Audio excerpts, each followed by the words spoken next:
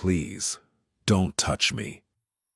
Those were the first words Ophelia whispered to her husband on their wedding night. Crispin Ashworth, the most feared man in Chicago, had expected many things from his arranged marriage, but not this, not the terror in her eyes, not the way she flinched when he stepped closer, and definitely not the bruises he saw when her dress slipped. Fingerprints, dozens of them, in different stages of healing. Someone had been hurting his wife for years, and in that moment, the ruthless Mafia boss made a decision that would destroy empires, break blood alliances, and start a war. Because some women are worth burning the world for, even if she's too broken to believe it yet.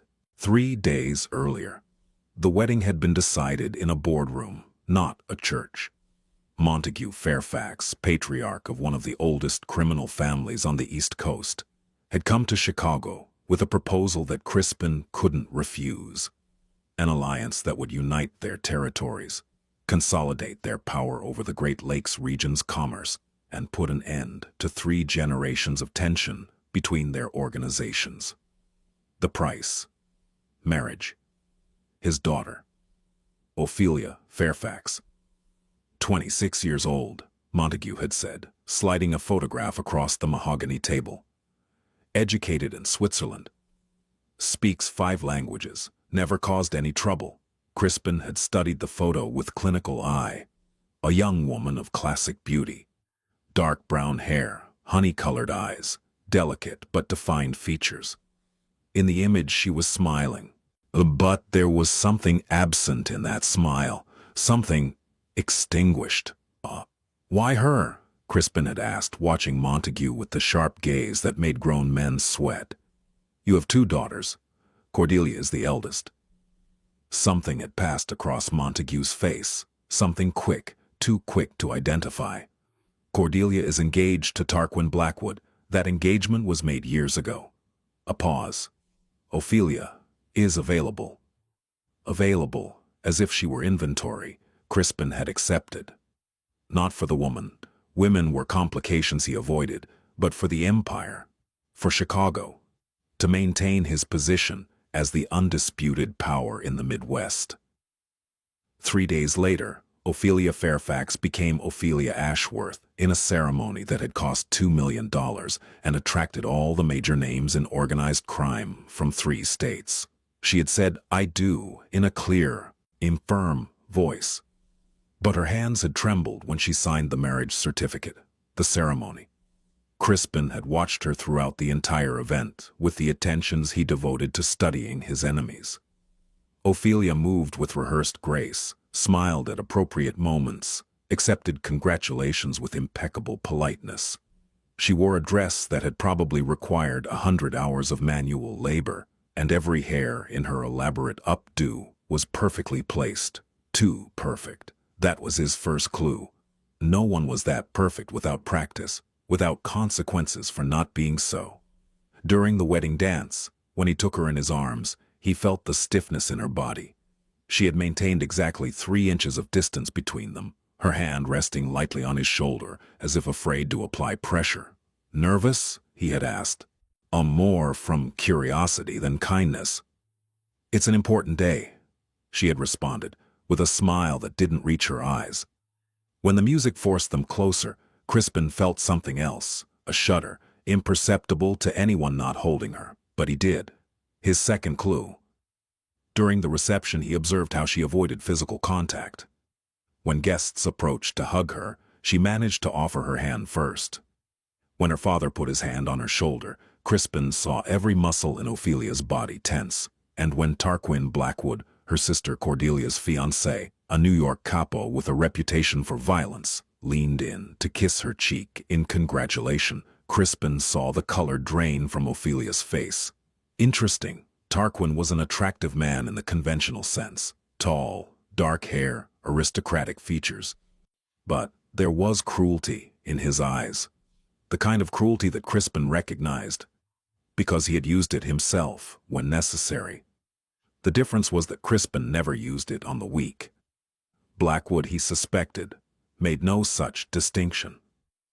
The vows of silence. The presidential suite at the Four Seasons was elegant, all clean lines and modern luxury.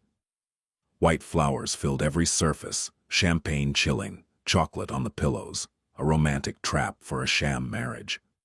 Crispin had loosened his tie and poured himself a whiskey while waiting for Ophelia to emerge from the bathroom. She had gone in there 20 minutes ago, still in her wedding dress. When she finally emerged, she had changed into an ivory silk nightgown that was beautiful and appropriately bridal. But the way she wore it, tugging at the long sleeves, and adjusting the high neckline, told him everything he needed to know. She was armoring herself for battle. "You don't have to be afraid," Crispin had said, keeping his distance. "I'm not a monster." She had looked up at him, and for the first time, he saw something real in her eyes, disbelief, as if every man in her life had told her exactly the same thing, right before proving otherwise. "You can sleep in the bed," he continued, observing her reaction. "I'll take the sofa." "No." Her voice came quick, almost panicked. "No, I can sleep on the sofa." "Ophelia, please." She bit her lip, and Crispin saw her eyes fill with tears she fought to contain. I just need—" She didn't finish the sentence. She didn't have to. Crispin had nodded, stepped back, given her space. But something inside him, something primitive and protective that he didn't know he possessed, had roared at the sight of this broken woman trying to negotiate her own safety on her wedding night. That night, Ophelia had slept on the far side of the king-size bed, fully dressed, with 3 pillows as a barrier between them. Crispin had remained awake until dawn, watching her tremble, even in sleep. The signs. The following 3 days were a master class in reading invisible signals. Ophelia moved through Crispin's Lincoln Park mansion like a ghost. Silent, efficient, practically invisible, she organized his meals with catering staff, made sure his suits were pressed, responded when spoken to, and disappeared when not. The perfect wife, or rather, the perfectly trained wife. Crispin began noticing patterns. She never touched him first. If their hands accidentally brushed when passing the salt shaker, she withdrew as if burned. She never raised her voice. Even when the staff made mistakes, food too salty, a room poorly cleaned, she simply smiled and said it was fine. She never asked for anything. When Crispin asked what she wanted for dinner, she responded, "Whatever you prefer is fine." Movies. Anything. House temperature. It's perfect like this. But the most revealing sign came on the 4th day. Crispin had returned early from a meeting in the Loop, entering the house unannounced. He had heard voices in the kitchen, Ophelia talking with Clementine, the housekeeper, and had stopped in the hallway upon hearing her tone. Real. Warm. Alive. "My mother used to make that kind of bread," Ophelia was saying, with genuine laughter in her voice. I tried to help, but always ended up covered in flour." Then she heard his footsteps. Crispin saw the instant change when he entered the kitchen. The light in Ophelia's eyes extinguished. Her posture adjusted. The smile became polite, distant. The ghost had returned. "Crispin," she said softly, "I didn't expect you back so early. Would you like me to prepare something?" He had declined, studying her. Clementine, who had worked for him for 10 years, had also noticed the change. The look she directed at Crispin contained questions and something like concern. That night, Crispin had made a decision. He was going to find out what had happened to Ophelia Fairfax. And whoever was responsible was going to wish they had never been born. The night everything changed, Crispin had planned to be patient. Observe. Wait for her to trust him. Fate had other plans. On the 6th night of their marriage, Crispin was awakened by a sound that froze his blood, a strangled scream, followed by muffled sobs. He rose immediately, crossing the meters separating his side of the bed from hers. Ophelia was trapped in a nightmare, her body writhing, her hands pushing against invisible enemies. "No," she moaned. "Please, not anymore. I'm sorry. Ophelia."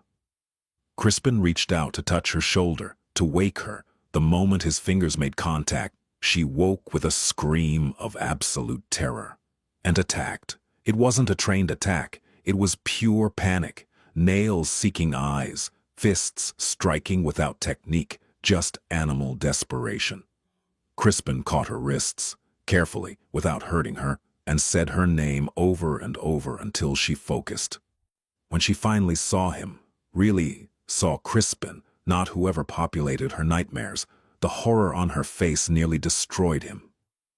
I'm sorry, she whispered and began trembling so violently that Crispin could feel the vibrations through his hands. I'm so sorry, I shouldn't have. I didn't mean. You're safe. Crispin's voice came out rougher than he intended. It was a nightmare. You're safe. But she wasn't listening. She was entering full panic, hyperventilating, her eyes becoming glassy. Panic attack, Crispin recognized. He had seen enough in war veterans and violence survivors. Ophelia, look at me. He released her wrists, gave her space. Breathe with me. In, out. It didn't work. She was drowning in her own fear. Crispin did the only thing he could think of. Went to the bathroom, wet a towel with cold water, and returned. May I? He asked, showing her the towel. She nodded weakly. When he pressed the cold towel to her forehead and cheeks, some of the panic began to recede. Ophelia closed her eyes, focusing on the physical sensation. Good, Crispin murmured. That's good. Just breathe. Several minutes passed before her breathing regulated. When she opened her eyes, tears had left shining trails on her cheeks. Better, Crispin asked softly. She nodded but didn't speak. She was staring at something beyond him, lost in her own thoughts. That's when Crispin noticed it. During the struggle, the neckline of her nightgown had slipped to one side. Not much, just enough to reveal more of her shoulder, more bruises. But not just that. In the lamplight, he could now see the full extent, marks that continued under the fabric, a pattern, system, prolonged abuse. His blood turned to ice, then to fire. Ophelia, he said, keeping his voice controlled with monumental effort. Who did this to you? She followed his gaze, saw what he was seeing, and paled. Her hands flew to cover the marks, but it was too late. Nobody, she whispered. I fell. Don't lie. It wasn't an order, but it wasn't a request either. Not to me. Not about this. The tears began falling again, silent and devastating. I can't, she said in a broken voice. If I say something, he.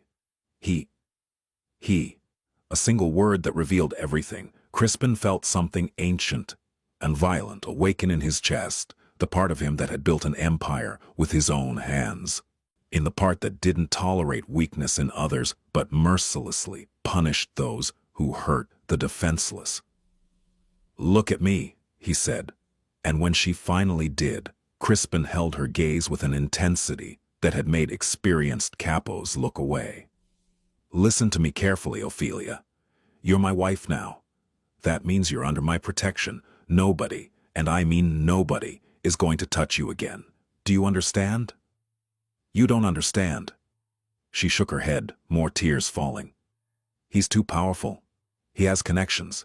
I don't care if he's the president of the United States. Crispin's voice was pure steel now. If he put his hands on you, if he hurt you, he's going to answer to me. For the first time since he met her, Crispin saw something different in Ophelia's eyes. Not fear, not submission. Hope, small, fragile, barely alive. But there. Tarquin, she finally whispered, and the word came out like a confession, torn from the deepest part of her soul. Tarquin Blackwood. Crispin's world stopped. Then it exploded in cold, calculated fury. Tarquin Blackwood, his sister-in-law's fiancé. Future ally of the Fairfax family, a man who, apparently, had been using Ophelia as his personal victim. How long? The question came out quiet, but there was death in every syllable. 5 years. Her voice was barely audible. Since I turned 21. My father thought it was a good alliance. Tarquin and Cordelia. But Tarquin decided I was more interesting. Crispin closed his eyes, fighting to maintain control. 5 years. She was 26. This had begun when she was barely an adult. Does your father know? Ophelia's laugh was bitter, broken. No. He handed me over to Tarquin to train me. Said I needed to learn to be a proper wife before it was time to marry. Woof. That Tarquin would teach me. Obedience. Son of a bitch. Montague Fairfax had handed his own daughter to a sadist to train her, had used her as practice, as an object. And then he had sold her to Crispin as a consolation prize in a business deal. The marks, Crispin said, and had to force himself to continue. Are they all from him? Ophelia nodded, wrapping her arms around herself.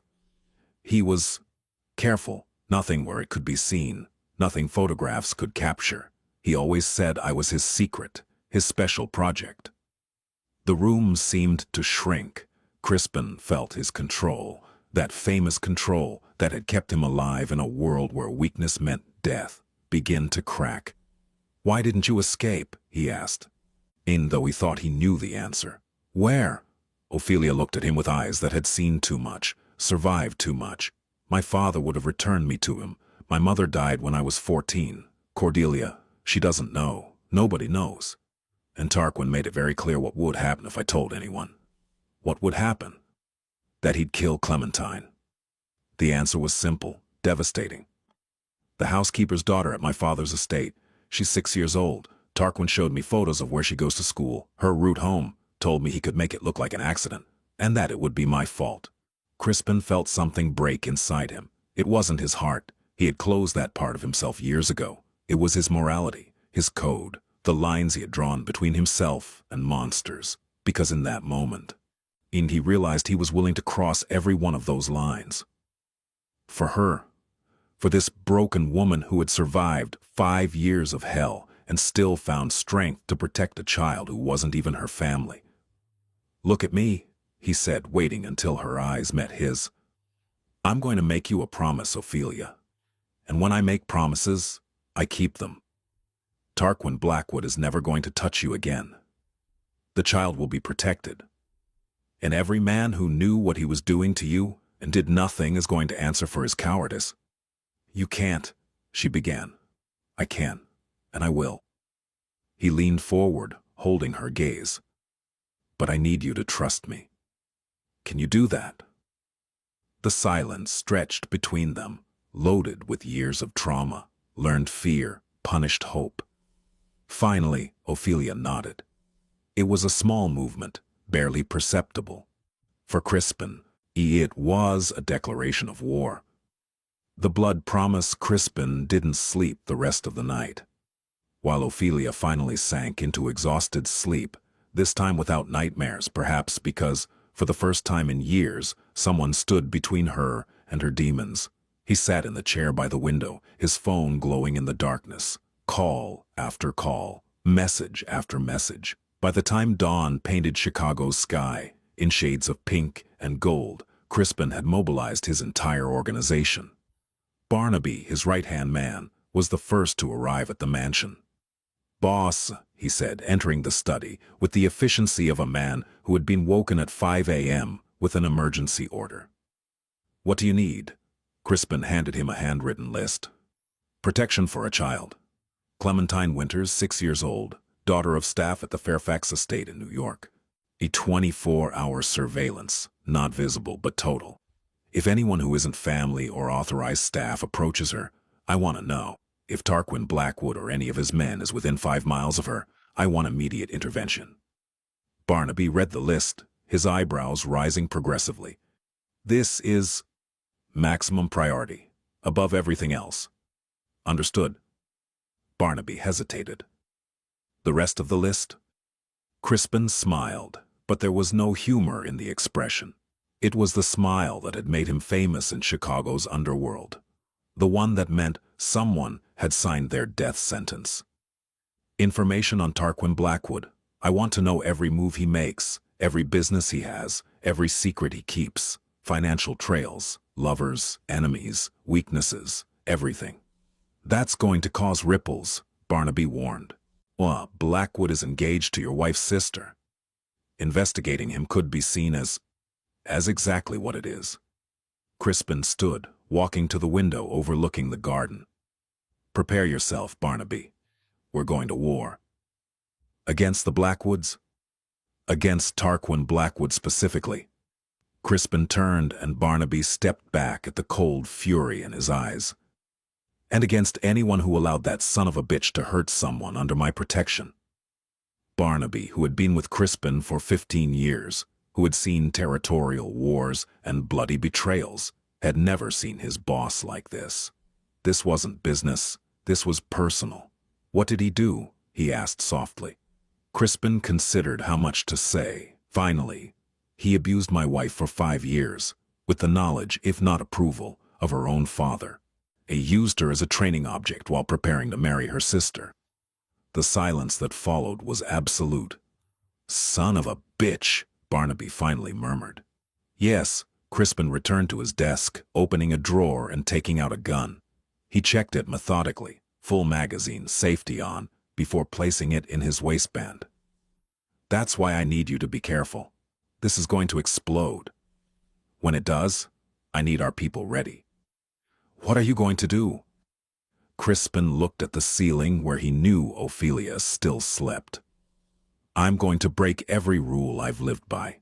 I'm going to destroy alliances that took decades to build. And I'm going to send a message so clear that never, never will anyone think they can touch what's mine again. The public confrontation.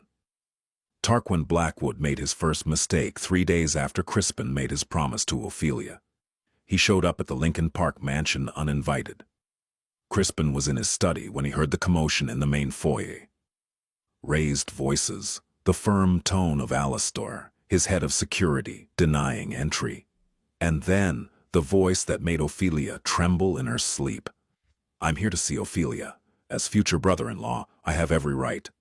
Crispin moved. By the time he reached the foyer, he found Tarquin trying to push his way past Alistair.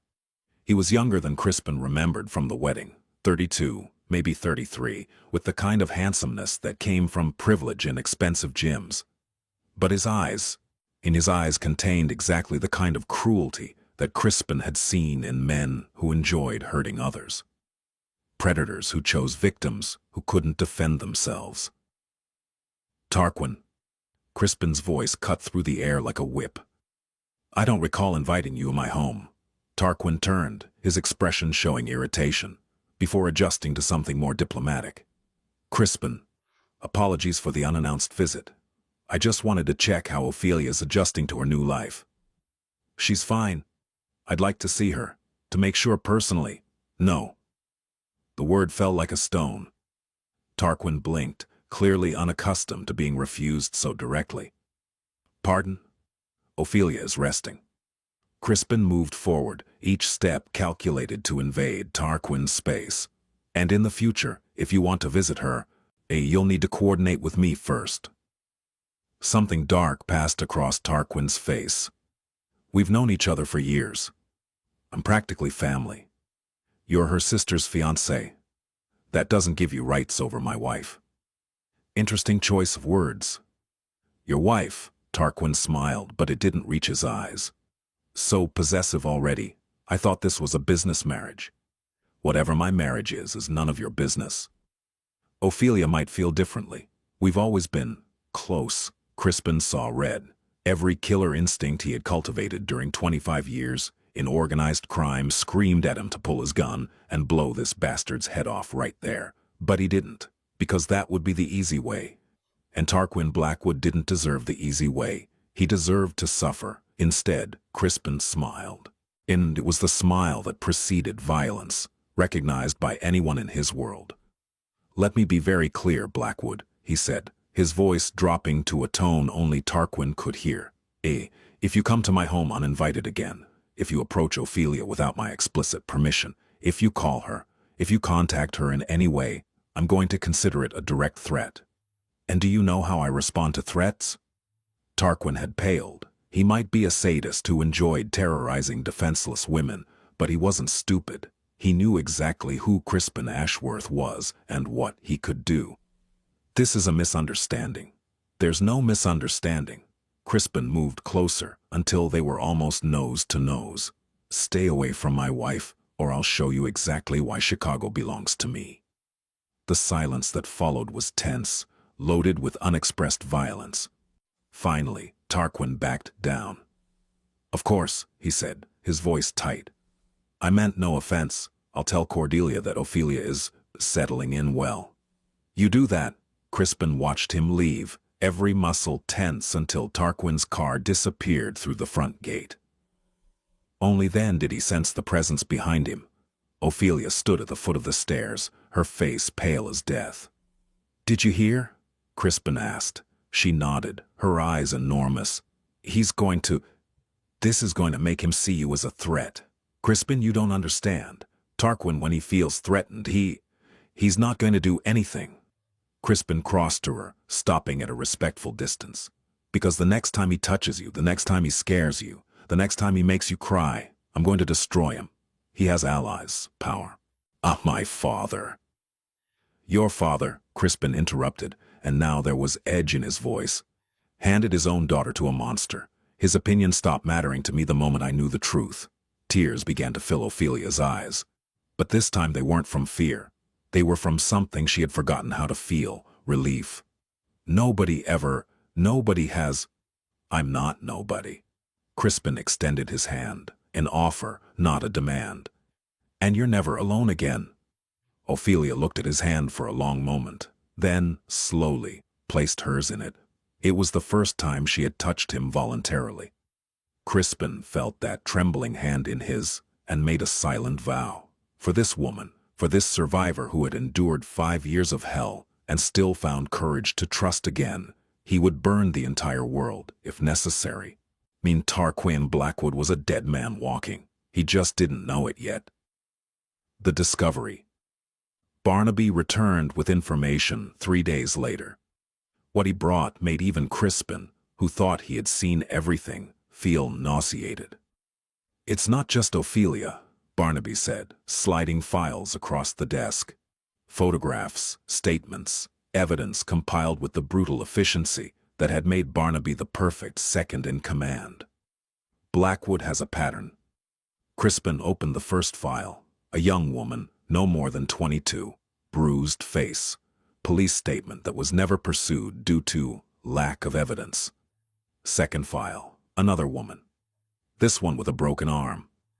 Same story, complaint mysteriously withdrawn. Third, fourth, fifth, 8 women total over the last 7 years, all young, all connected to organized crime families, all silenced.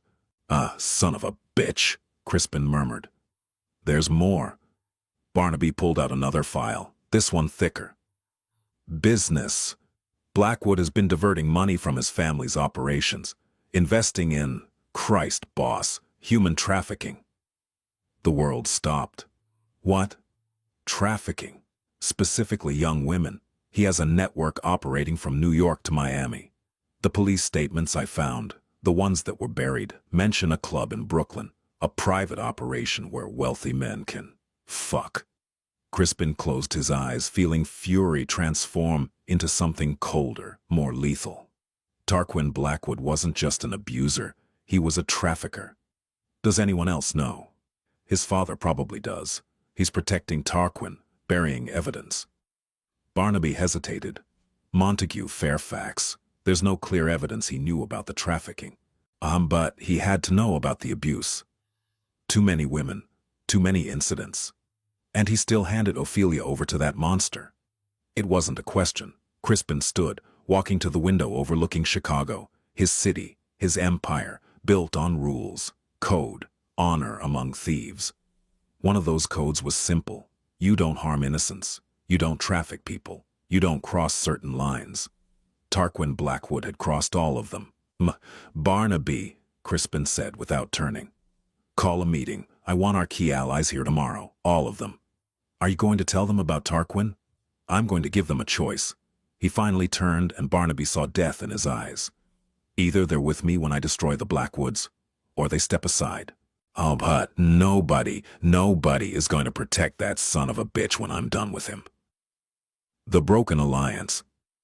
The meeting was at the River North loft that Crispin used for delicate business. 9 families represented.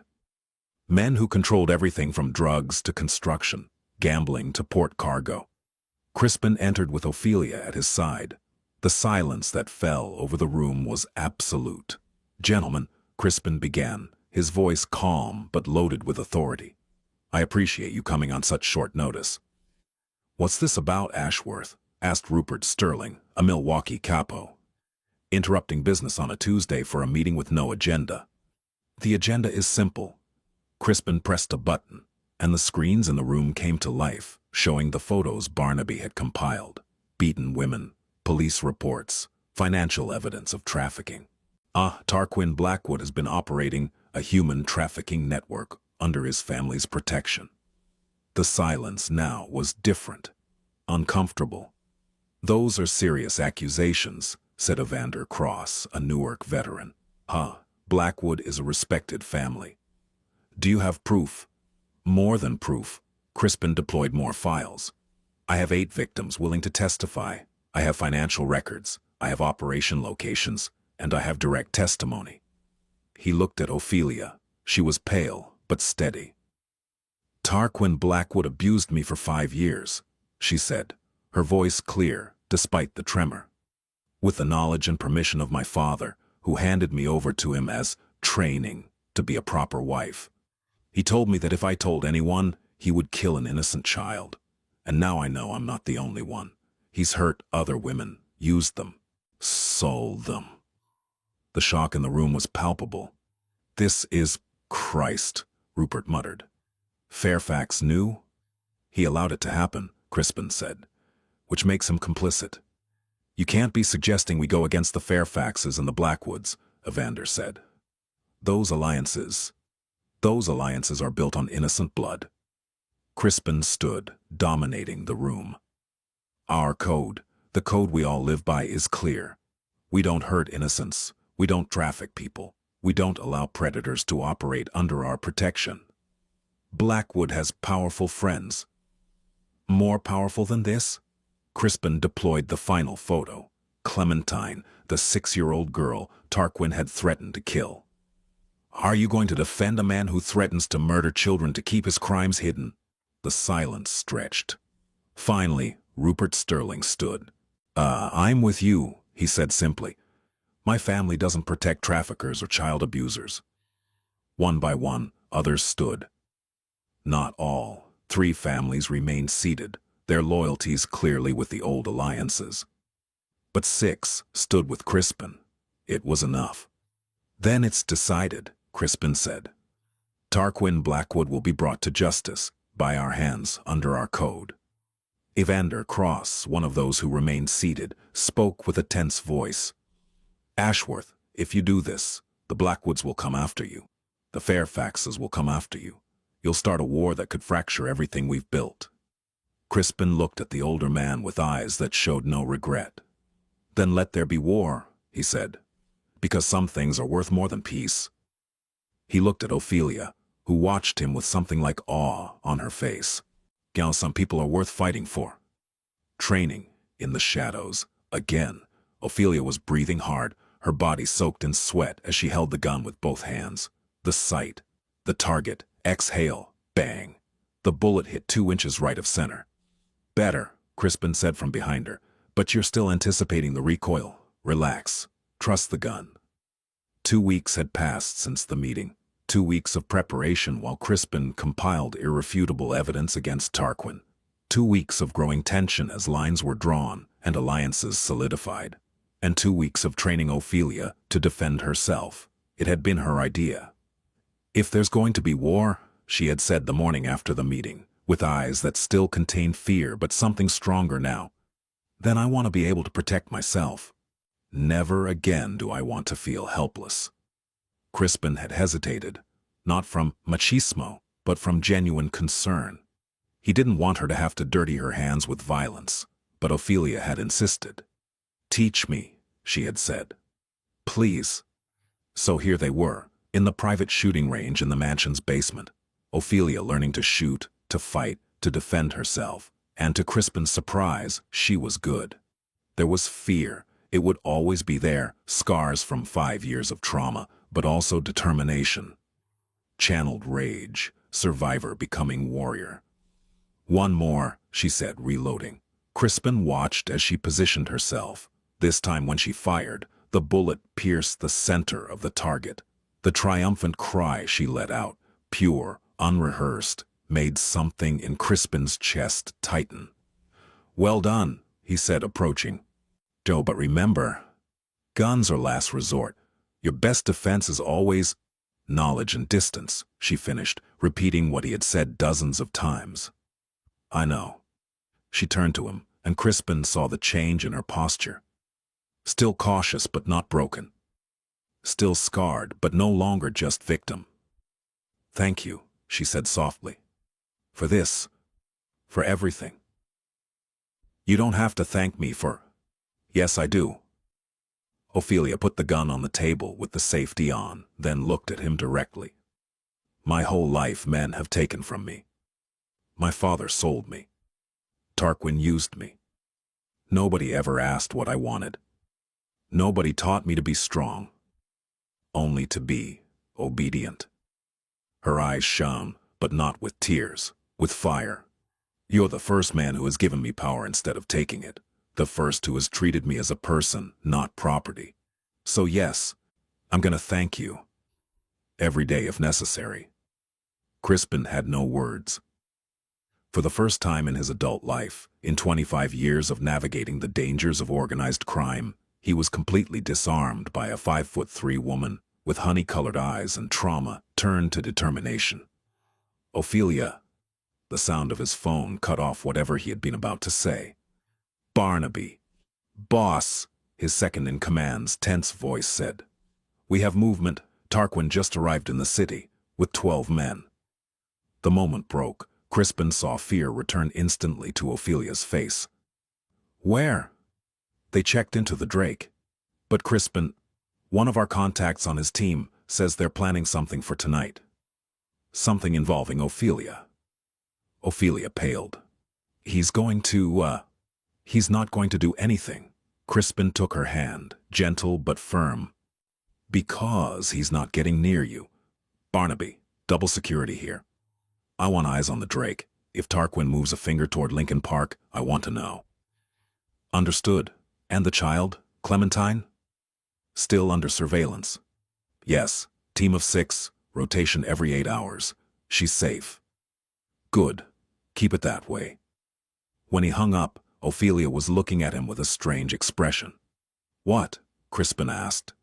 "You assigned 6 men to protect a child you don't know, a child who isn't even family. She's important to you. That makes her important to me." The tears came then, but these were different. Not from pain, but from something Ophelia had forgotten. Gratitude, awe, the beginning of something that could, eventually, become love. "Crispin Ashworth," she said softly, "you're the most dangerous man I've ever met. And also, the kindest." He smiled, a real smile, not the mask he showed the world. "Those two aren't mutually exclusive." "I know." She moved closer, closing the distance between them. For the first time since their wedding night, she was the one initiating contact. Her hand touching his chest, feeling the steady beat of his heart. "That's why I trust you."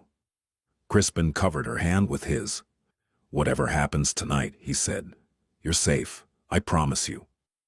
He didn't know then how soon he would have to keep that promise. The trap.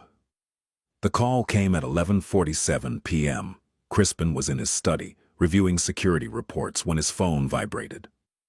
Unknown number. Normally he wouldn't answer, but something, instinct sharpened by decades of surviving in a treacherous world, told him to respond. Ashworth. A male voice, unknown, nervous. "I have information about Tarquin Blackwood." "Who is this?" "That doesn't matter. What matters is I know where he is now, and I know what he's planning." Crispin tensed. "Speak." "He's at a warehouse in South Side. Empty. Scheduled for demolition next week. He has someone there. A woman. Says she was his property. That he's going to teach her a lesson about loyalty." The world stopped. Describe the woman. Brown hair, small, terrified. I don't know the name, but Tarquin keeps calling her his special project. Ophelia. Impossible. Ophelia was upstairs in her room, with security at every entry point. Unless Crispin was running before the thought completed. Up the stairs, two at a time, gun in hand. The bedroom door was open. The bed was empty. Alistair. Crispin's roar shook the house, and his head of security appeared in seconds. Boss, where's Ophelia? Alistair paled. She was here 30 minutes ago. Routine check. How did she get out? I don't know. The sensors didn't show. Crispin didn't wait for more explanations. He dialed Barnaby. Ophelia's been taken. Warehouse and South Side, pending demolition. Gather everyone, now. Boss, could be a trap. I know. Come anyway. He hung up, went down the stairs like a storm. His mind was already calculating. Tarquin wasn't stupid. This was bait, a trap designed specifically for him. But it didn't matter, because if he really had Ophelia, if that son of a bitch had touched her again, Crispin was going to make him bleed in ways that would make hardened men beg for death. And he reached his car, an armored Range Rover, just as Barnaby and 6 of his men arrived. Plan? Barnaby asked as they settled in. Go in. Get her out. Kill anyone who gets in the way. Crispin, non-negotiable. He looked at his second-in-command with eyes that had ordered executions and seen wars. If I have to choose between peace and her, I choose her, every time. Barnaby nodded slowly. Then let's bring her back. The drive to South Side took 23 minutes. They were the longest 23 minutes of Crispin's life. The revelation. The warehouse was exactly what they expected. Deteriorated brick structure, broken windows, no trespassing signs nailed to rotting doors. It was also a perfect trap. 2 cars outside, Barnaby murmured, watching through binoculars from their position half a block back. Black sedan. Ichis UV, probably 8 men, plus Tarquin. Distribution. 4 outside, the rest inside, armed. Crispin checked his own weapon, Glock 19, full magazine, 2 spares, and looked at his men. Barnaby, you and Atticus take the back entrance. Rupert with me at the front. The rest, perimeter. Nobody enters or leaves without my order. And if it's a bigger trap? Atticus asked. If they have more men waiting? Then we kill them too. Crispin opened the car door. But first I get my wife back. They moved like ghosts, training and years of working together, turning them into a silent machine. The outside guards fell without sound. Precise, effective strikes. Inside, the warehouse was a labyrinth of metal columns and abandoned equipment. Dim light filtering through dirty windows, and then Crispin heard her, female voice, screaming. Not in pain, in fury. He ran toward the sound, Rupert on his heels. They rounded a column and stopped dead. Ophelia was there, but not as a victim. She was standing over Tarquin Blackwood, who was on the ground, bleeding from his nose, with his own gun pointed directly at his head. Don't touch me, she was saying, her voice trembling but firm. But they, never again. 3 of Tarquin's men were unconscious around her. 2 others had their hands up, clearly not knowing what to do in the face of the transformation of the docile victim they expected. And then she saw Crispin. For a moment, they just looked at each other. He saw the gun in her hands, the same one she had used to practice that afternoon. He saw the marks on her arms where someone had tried to grab her. He saw the fierce determination in her eyes. He saw the survivor reclaiming her power. Ophelia, he said softly. Are you all right? They drugged me, she responded without taking the gun off Tarquin. In my tea. I woke up here. He thought... She laughed, a bitter sound. He thought I'd be terrified, helpless, like always. But you weren't. No. She looked at the man at her feet, who watched her with a mixture of shock and terror. I'm not that girl anymore, Tarquin. You killed her years ago, but what you left behind is something you should have feared. Tarquin spat blood. Stupid bitch. You think this ends here? My family? The bullet Ophelia fired pierced the concrete 2 inches from his head. Speak again, she said coldly, and the next one won't miss. Crispin felt something like pride flood his chest, but also concern. Because killing, even when justified, leaves scars. Ophelia, he said gently, moving toward her, lower the gun. It's over. It's not over, her voice cracked slightly. Not until he pays, not until all the women he hurt have justice. And they will, I promise you, but not like this, not by your hand. Why not? Tears now sliding down her cheeks. Why do I have to be better than him? Why can't I? Because you are better than him. Crispin was beside her now, his hand gently covering hers on the gun. And because killing him won't give you back those 5 years. Won't erase the pain. It will only add more darkness to your soul. Then what? She was sobbing now. I just let him go. No. Crispin gently took the gun from her, placing it in his own waistband. I hand him over to those who can ensure he never hurts anyone again. Who? Crispin smiled without humor. In our world, there are punishments worse than death, and Tarquin Blackwood is going to experience every one of them. He looked at Barnaby, who had arrived with Atticus. Take him. Call our contacts at the FBI. Hand over all the evidence on the trafficking. Make sure every possible charge is filed. Wait! Tarquin tried to get up. Crispin stepped him back to the ground, applying enough pressure to make clear who was in control. You're going to federal prison, Crispin said conversationally, and I'm personally going to make sure every criminal you've hurt knows exactly where you are. Human traffickers don't survive long in prison, Tarquin. Especially not when the King of Chicago passes word that you're open season.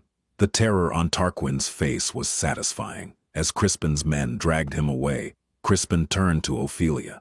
She was trembling, adrenaline finally giving way to shock. Come here, he said softly. For the first time she went to him without hesitation.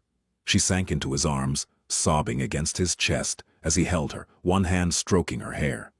You did it, he murmured against her head. You survived. You fought. You won. I was afraid, she admitted. Being brave isn't not being afraid. It's acting despite it.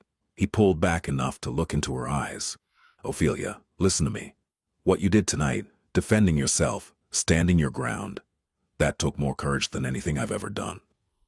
I couldn't have done it without you, without the training, without feeling safe enough to fight back. That courage was always in you. It just needed space to grow. He held her again, and as he did, Crispin made a silent vow. He wouldn't just protect this woman, he would love her as she deserved to be loved, completely, fiercely, without conditions. And anyone who tried to hurt her again would have to go through his dead body first. The shadow trial. The following weeks were an earthquake. Tarquin Blackwood was arrested in a coordinated FBI local raid. The charges, human trafficking, kidnapping, aggravated assault, plus a dozen charges related to his criminal network. But the real trial occurred in the shadows. Montague Fairfax attempted to use his influence to protect Tarquin. He called in old favors, pressured allies, threatened war. Crispin destroyed every attempt methodically. Photos of the victims, including Ophelia, were circulated among the families. Evidence of the trafficking was presented in a special meeting of the Commission, the governing body of organized crime on the East Coast. The vote was unanimous. Tarquin Blackwood would be declared foris legis, outside the law. No protection. Open season. Montague Fairfax, for allowing the abuses, lost his position as patriarch. His family was fractured, territory divided among other organizations. Cordelia, Ophelia's sister, publicly broke her engagement, renouncing her family to start a new life in California. And in federal prison, Tarquin Blackwood learned the meaning of fear. Crispin had kept his promise. Every criminal Tarquin had crossed, every prisoner who had connection to trafficking victims, knew exactly where to find him. He didn't survive the first month. The official report. Fight in the yard. Multiple assailants. death by blunt force trauma. The truth, justice, served slowly and without mercy. When Crispin told Ophelia that Tarquin was dead, he expected to see satisfaction, maybe even joy. What he saw was peace. "Is it over?" she asked softly. "Is it really over?" "It's over," he confirmed. "Nobody who hurt you is coming back, ever." She cried then, not from sadness, but from relief, so deep it was almost pain. And Crispin held her as she released 5 years of trauma, fear, contained rage. He held her until there were no more tears left. Then he held her a little longer, because finally he could do so without her trembling. 6 months later, the Lincoln Park mansion had changed. Ophelia had transformed it from fortress to home. Flowers in every room, art on the walls, not expensive but meaningful. Photographs of moments, her and Crispin at Navy Pier, laughing at something he had said. Clementine, the child they had protected, visiting for her 7th birthday, smiling brightly. The nightmares still came sometimes. But now, when Ophelia woke with a scream trapped in her throat, Crispin was there. Not touching her until she gave permission, but present. Anchor in the storm, and slowly, painfully, Ophelia was healing. Therapy helped. Twice a week with a trauma specialist. Crispin never asked what they discussed, but he saw the changes, the way she began to laugh more easily, the way her back straightened, her voice strengthened, the way she started taking up space in the world instead of making herself small. On the way she began to look at him, not with fear or gratitude, but with something warmer, deeper, desire. The first time. The night everything changed began simply. Dinner at home. Just the two of them, no staff. Ophelia had cooked, insisting despite Crispin's protests, and the result was delicious. "Where did you learn to cook like this?" he asked, savoring the perfect chicken. "My mother." Ophelia smiled, but this time it was a happy smile, remembering love, not pain. "Before she died, we spent hours in the kitchen. She said cooking was love made visible. She was right." After dinner, they moved to the living room, fire crackling, wine, conversation flowing naturally about everything and nothing. At some point, Ophelia moved closer on the sofa. Not so much that it was inappropriate, but enough that Crispin could feel her warmth. "Crispin," she said softly, "can I ask you something?" "Always." "Why have you never?" She paused, searching for words. "We've been married for almost 7 months, and you've never tried." Crispin understood what she wasn't saying. "Because it's not about what I want," he said simply. "It's about what you want. When you're ready. If you're ready. And if you're never ready, that's okay too." Ophelia looked at him with shining eyes. "And if I told you I'm ready?" The air between them changed. Charged. "Then I would ask if you're sure," Crispin said, voice low. "Because there's no rush, Ophelia. We have a lifetime." "I know." She took his hand, a gesture that had begun as terrifying and now was natural. "And I know there's a difference between being ready and feeling pressure. But this is what I want. You are what I want." She leaned in, and Crispin remained perfectly still, letting her set every term. When her lips touched his, it was gentle, tentative, a question that he answered by staying motionless, letting her explore. She pulled back, studying his face. "Crispin, tell me what you need. I need you to be patient. I need you to go slow. I need—" Her voice cracked slightly. "I need to know I can stop this at any moment and you won't be angry. We could stop right now if you want, and I will never, never be angry at you for taking care of yourself." He lifted her hand, kissing her knuckles. "You're in control, Ophelia. Completely." Tears slid down her cheeks, but this time from relief. "Then take me upstairs," she whispered, "and show me how it should be. How it feels when someone loves you instead of owning you." Crispin stood, extending his hand. She took it without hesitation. What followed was slow, reverent, Every touch requested and granted. Every kiss paused when she needed it. Every moment designed not for his pleasure, but for her comfort. Crispin showed her what it was to be adored, venerated, loved without pain attached. And when they finally joined, her on top, in complete control, setting every rhythm, the tears that fell were of liberation. 5 years of trauma didn't disappear that night, but they began to transform into something different, into reclaimed power, into pleasure experienced on her own terms, into real love given by a man who valued her consent over his own satisfaction. Afterward, as they lay intertwined, Ophelia traced the scars on Crispin's chest with curious fingers. "Thank you," she whispered. "For what?" "For waiting for me. For letting me decide. For everything." Crispin kissed her forehead. "Ophelia, understand something. I wasn't waiting for you to be ready so I could have you. I was waiting because loving you means honoring your timing, your healing, your needs." She looked up, eyes filled with something that made him feel simultaneously humbled and fierce. "I love you," she said. First words. First acknowledgement of feeling that had grown between trauma and transformation. "I love you," he responded, because it was true, completely, irrevocably. "And if anyone tries to hurt you again, they'll have to go through me first." She smiled, fierce and beautiful. "Then we're a good team. We're invincible." The foundation was Ophelia's idea. "I want to help," she had said one day over breakfast. "Other women like me, who are trapped, scared, with nowhere to go." Crispin had listened, then mobilized every resource he had. 6 months later, the Rebirth Foundation opened its doors. Safe shelters for victims of domestic abuse and trafficking. Free therapy. Job training. Legal assistance. All funded by Crispin's criminal empire, washing blood-stained money into something beautiful.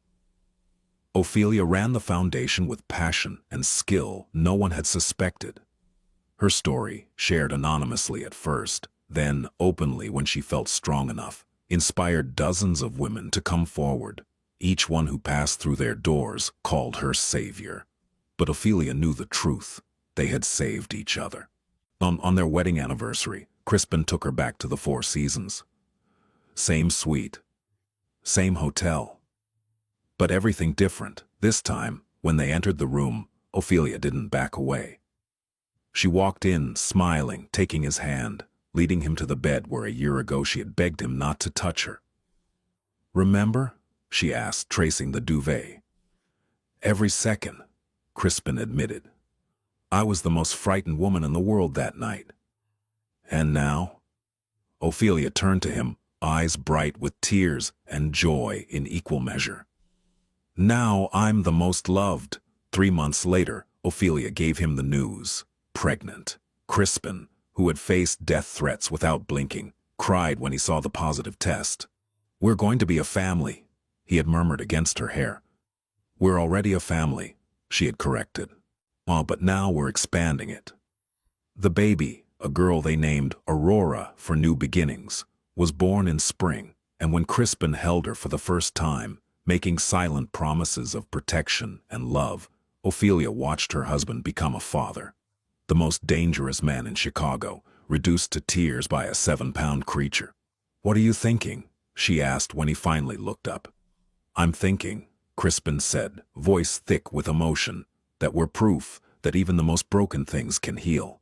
That love can grow in dark places. That surviving isn't just living but thriving." Ophelia took his free hand, intertwining their fingers. "We're proof that sometimes the most dangerous man is exactly who you need to keep you safest. And that the most fragile woman can hold the fiercest strength." They looked at their daughter, and this new beginning, born from transformed tragedy. "What will we tell her when she's older?" Ophelia asked. "About how we met? About everything?" Crispin considered it carefully. "We'll tell her the truth, that her mother is the bravest woman I know, that she survived hell and emerged not bitter but compassionate.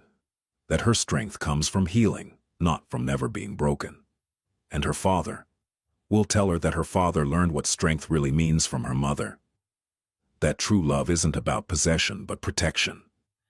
And that the best things in life, her included, are born from moments of choice when we choose to become better versions of ourselves. Ophelia kissed his cheek. She's going to love you as much as I do. As long as I have both of you, Crispin said, I have everything I need.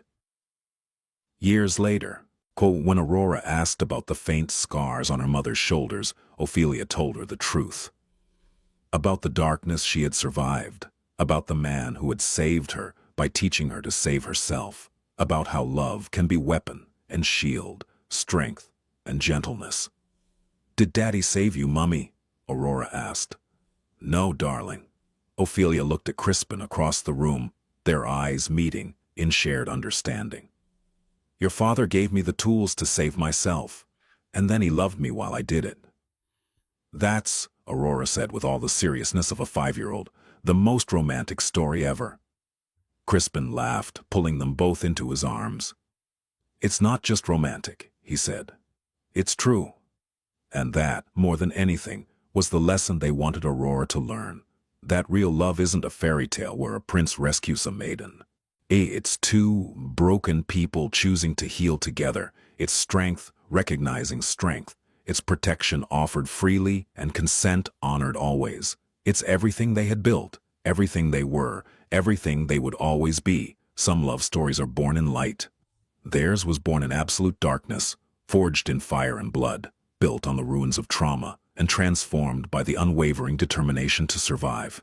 It wasn't easy. Healing never is. It wasn't fast. Trust takes time. But it was real. More real than any perfect romance could be. Because they chose, every day, every moment, they chose. He chose to see her humanity when others saw property. She chose to trust when every instinct screamed to run. Together they chose to build something beautiful from the ashes of nightmare. And in the end, and that choice, that daily commitment to love each other not despite their wounds, but by honoring them, was what made their love unbreakable. Some would say she was lucky, but luck doesn't capture the truth. The truth is that Ophelia survived because she was a warrior, not because she was rescued. The truth is that Crispin transformed because he chose to grow, not because he was saved. And the truth is that together they proved something the world needs to understand. That love isn't about completing another person. It's about giving them space to complete themselves, while standing beside them. Can love be born from the ashes of trauma? Can the most dangerous man be the gentlest? Can the most fragile survivor hold the fiercest strength? This story says yes, because some loves aren't found. They're forged in fire, in war, in the unwavering choice to protect, honor, and love, even when the world falls apart, especially then.